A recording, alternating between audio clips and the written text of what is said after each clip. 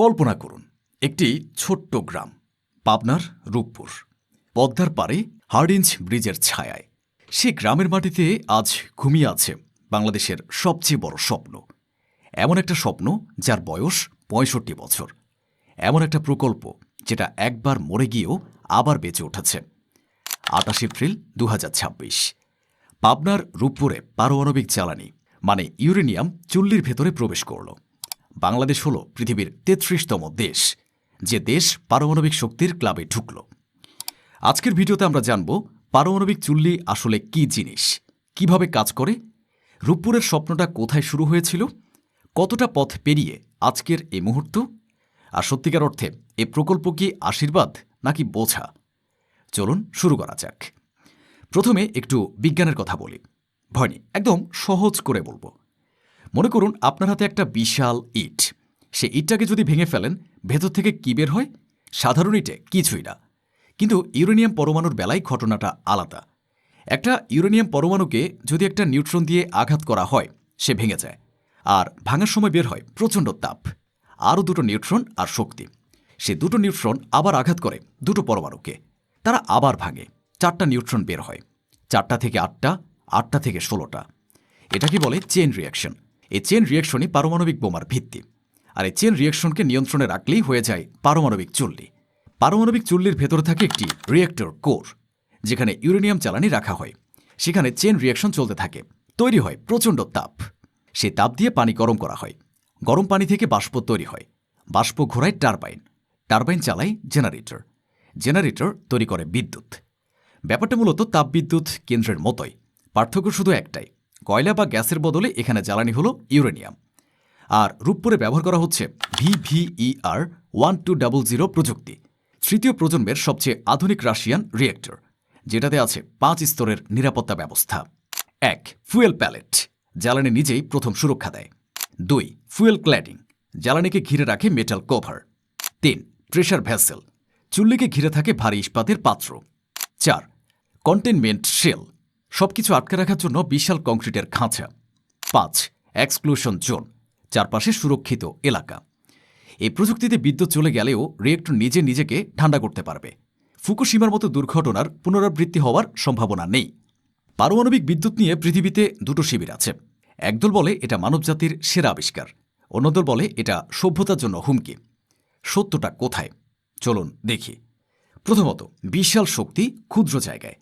1 KG uranium থেকে যে শক্তি পাওয়া যায় সেটা পেতে কয়লার দরকার হবে 3000 টনেরও বেশি। দ্বিতীয়ত, কার্বন নেই। পারমাণবিক বিদ্যুৎ কেন্দ্র চলার সময় কোনো কার্বন ডাই অক্সাইড নির্গত করে না। জলবায়ু পরিবর্তনের বিরুদ্ধে লড়াইয়ে এটা একটা বড় অস্ত্র। তৃতীয়ত, নির্ভরযোগ্য বেস লোড। সৌরবিদ্যুৎ রাতে কাজ করে না, বায়ুবিদ্যুৎ বাতাস না থাকলে চলে না। পারমাণবিক বিদ্যুৎ 24 ঘন্টা 365 দিন চলে। চতুর্থত, দীর্ঘমেয়াদে সাশ্রয়ী। নির্মাণ খরচ বেশি হলেও দীর্ঘমেয়াদে প্রতি ইউনিট বিদ্যুতের দাম অনেক কম পড়ে। অসুবিধা: প্রথমত, পারমাণবিক দুর্ঘটনার ভয়। চেরনোবিল 1986, ফুকুশিমা 2011, দুটো ঘটনায় মানুষের মনে আতঙ্ক এঁকে দিয়েছে, যদিও আধুনিক প্রযুক্তিতে এই ঝুঁকি অনেক কমেছে। দ্বিতীয়ত, তেজস্ক্রিয় বর্জ্য। পারমাণবিক বর্জ্য 1000 বছর পর্যন্ত তেজস্ক্রিয় থাকে। এটা কোথায় রাখবেন, কিভাবে সংরক্ষণ করবেন? এটা একটা বৈশ্বিক সমস্যা যার কোনো সহজ সমাধান নেই। তৃতীয়ত, নির্মাণ খরচ ও ঋণ বোঝা। বাংলাদেশের ক্ষেত্রে এই প্রকল্পের মোট বাজেট 1,39,000 কোটি টাকারও বেশি, এবং এর বড় অংশই রাশিয়ার ঋণ, যা 28 বছর ধরে শোধ করতে হবে। চতুর্থত, দক্ষ জনবলের সংকট। পারমাণবিক কেন্দ্র চালাতে যে পরিমাণ প্রশিক্ষিত লোক দরকার সেটা তৈরি করা সময় সাপেক্ষ। সালটা 1961। তৎকালীন পাকিস্তান সরকার ভাবল পূর্ব পাকিস্তানে একটা পারমাণবিক বিদ্যুৎ কেন্দ্র চায়। পরের বছর 1962-তে 12টি সম্ভাব্য জায়গায় পরীক্ষা করা হলো। বাছাই হলো পাবনার রূপপুর, পদ্মার পাড়ের এই গ্রাম। 260 একর জমি অধিগ্রহণ হলো, অফিস তৈরি হলো, রেস্ট হাউস উঠল, বৈদ্যুতিক সাবস্টেশন বানানো হলো। মনে হচ্ছিল এইবার হবে। কিন্তু 1969 সালে তৎকালীন পাকিস্তান সরকার পুরো প্রকল্পটাই বাতিল করে দিল। স্বপ্নটা মরে গেল, এতটুকুই। তারপর 1971, স্বাধীনতা। নতুন দেশ, নতুন স্বপ্ন। স্বাধীন বাংলাদেশের প্রতিটা পঞ্চবার্ষিক পরিকল্পনায় পারমাণবিক বিদ্যুৎ কেন্দ্রের কথা ছিল। 1977 সালে ফরাসি কোম্পানি সফ্রাটম একটা সম্ভাব্য সমীক্ষা করল। 125 মেগাওয়াটের প্রকল্পের কথা উঠল, কিন্তু সেটাও এগোল না। 1981 সালে গঠন হল INST, institute of nuclear science and technology. 1986 সালে সাভারে 3 মেগাওয়াটের ছোট্ট গবেষণা চুল্লি চালু হল, ট্রিগা মার্ক II। বাংলাদেশের বিজ্ঞানীরা পারমাণবিক প্রযুক্তি শিখতে লাগলেন, কিন্তু বড় স্বপ্ন থেমে রইল। তারপর এলো নতুন শতাব্দী। 2010 সালের 10 নভেম্বর জাতীয় সংসদে প্রস্তাব পাশ হল, রূপপুরে পারমাণবিক বিদ্যুৎ কেন্দ্র হবে। 2011 সালে বাংলাদেশ ও রাশিয়া সই করল আন্তর্জাতিক সহযোগিতা চুক্তি। রাশিয়ার রোসাটম হবে নির্মাণ ঠিকাদার। এবার আর স্বপ্ন নয়, এবার সত্যিকারের কাজ শুরু। নির্মাণ থেকে ইউরেনিয়াম প্রতিটা মাইলফলক। 2013 সাল রূপপুরে পারমাণবিক বিদ্যুৎ কেন্দ্রের প্রথম পর্যায়ের কাজ উদ্বোধন। 2016 সালে চুক্তি চূড়ান্ত হল। রাশিয়া ঋণ দেবে $11.38 বিলিয়ন। মোট প্রকল্পের বাজেট ধরা হল 1,13,000 কোটি টাকা। এবং 30 নভেম্বর 2017 ইউনিট 1-এর ফার্স্ট কংক্রিট ঢালাই হল। সে মুহূর্তে বাংলাদেশ পৃথিবীর 33তম দেশ হিসেবে নিউক্লিয়ার ক্লাবে প্রবেশ করল। 2018 সালে দ্বিতীয় ইউনিটেও কংক্রিট ঢালাই হল। কিন্তু তারপর এলো বাধা। করোনা মহামারী 2020।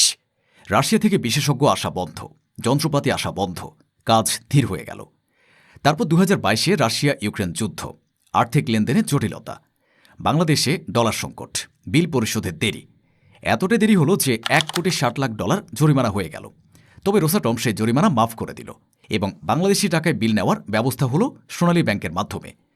2023 সালের 28 সেপ্টেম্বর আকাশপথে রাশিয়া থেকে ঢাকায় পৌঁছালো পারমাণবিক জ্বালানির প্রথম চালান। বিশেষ নিরাপত্তায় সড়ক পথে গেল রূপপুরে। 5 অক্টোবর 2023 তৎকালীন প্রধানমন্ত্রী শেখ হাসিনা ও রাশিয়ার প্রেসিডেন্ট পুতিন ভার্চুয়ালি যোগ দিলেন। প্রতীকী জ্বালানি হস্তান্তর হল। বাংলাদেশ আনুষ্ঠানিকভাবে পারমাণবিক শক্তির মালিক হল এবং সেই অপেক্ষার পরিসমাপ্তি ঘটল 28 এপ্রিল 2026। রূপপুরের প্রথম ইউনিটের রিয়েক্টরে ইউরেনিয়াম জ্বালানি লোডিং শুরু হল। বাংলাদেশ শুরু করল পারমাণবিক যুগে প্রবেশের ঐতিহাসিক যাত্রা। রূপপুরের বর্তমান অবস্থা, সত্যি ও বাস্তবতা। তাহলে এখন কোথায় দাঁড়িয়ে রূপপুর? প্রথম ইউনিটে জ্বালানি লোডিং চলছে। এই প্রক্রিয়া সম্পন্ন হতে প্রায় 45 দিন লাগবে। সব ঠিকঠাক থাকলে 2026 সালের আগস্টের মধ্যে পরীক্ষামূলকভাবে 300 মেগাওয়াট বিদ্যুৎ জাতীয় গ্রিডে যুক্ত হওয়ার পরিকল্পনা আছে। অবস্থান: পাবনা, ঈশ্বরদী, রূপপুর। ঢাকা থেকে 200 কিলোমিটার উত্তর পশ্চিমে। উৎপাদন সক্ষমতা 2400 মেগাওয়াট, দুইটি, একটিতে 1200 মেগাওয়াট করে। প্রযুক্তি VVER 1200, তৃতীয় প্রজন্ম। নির্মাণকারী রাশিয়ার রোসাটম। আয়ুষ্কাল 60 বছর, সম্ভাব্য 20 থেকে 30 বছর বর্ধনযোগ্য। সরবরাহ দেশের বিদ্যুৎ চাহিদার 10 থেকে 12%। প্রকল্পের মেয়াদ বাড়িয়ে 2027 সালের ডিসেম্বর পর্যন্ত করা হয়েছে। 2025 সালের শেষে IAEA এর নিরাপত্তা পর্যালোচনা সফলভাবে সম্পন্ন হয়েছে। তবে সব সুখবর নয়, কিছু কঠিন প্রশ্ন আছে। প্রথমত, খরচ। প্রকল্পের বাজেট এখন 1,39,000 কোটি টাকারও বেশি। শুরুতে ছিল 1,13,000 কোটি। টাকার অবমূল্যায়ন আর বৈশ্বিক পরিস্থিতিতে বাড়তে থাকছে। দ্বিতীয়ত, ঋণ। রাশিয়ার $11.38 বিলিয়ন ঋণ শোধ করতে হবে 28 বছর ধরে, প্রতি বছর গড়ে $565 মিলিয়ন। তৃতীয়ত, দুর্নীতির প্রশ্ন। 2019-এর বিখ্যাত বালিশকাণ্ড। একটা বালিশের দাম দেখানো হয়েছিল 6,000 টাকা। এ নিয়ে সারা দেশে আন্দোলন হয়েছে। টিআইবি বলছে পুরো প্রকল্পে দুর্নীতির তদন্ত হওয়া দরকার। কিন্তু এইসব প্রতিকূলতার মাঝেও রূপপুর এগিয়ে চলছে। এই প্রকল্প আমাদের কি দেবে? ভবিষ্যৎ দৃষ্টিভঙ্গি। রূপপুর পুরোপুরি চালু হলে কি পাবে বাংলাদেশ? শক্তি নিরাপত্তা। আমদানি করা গ্যাস বা তেলের উপর নির্ভরতা কমবে। বিদ্যুতের দাম দীর্ঘমেয়াদে কমতে পারে। শিল্প বিপ্লবের জ্বালানি। 2400 মেগাওয়াট মানে লক্ষাধিক কলকারখানায় নিরবিচ্ছিন্ন বিদ্যুৎ। প্রযুক্তিগত সক্ষমতা। বাংলাদেশে গড়ে উঠছে পারমাণবিক প্রকৌশলী, বিজ্ঞানী, প্রযুক্তিবিদদের নতুন প্রজন্ম। পরিবেশ সুরক্ষা। কার্বন নিঃসরণ কমানোর ক্ষেত্রে পারমাণবিক বিদ্যুৎ একটি গুরুত্বপূর্ণ ভূমিকা পালন করতে পারে।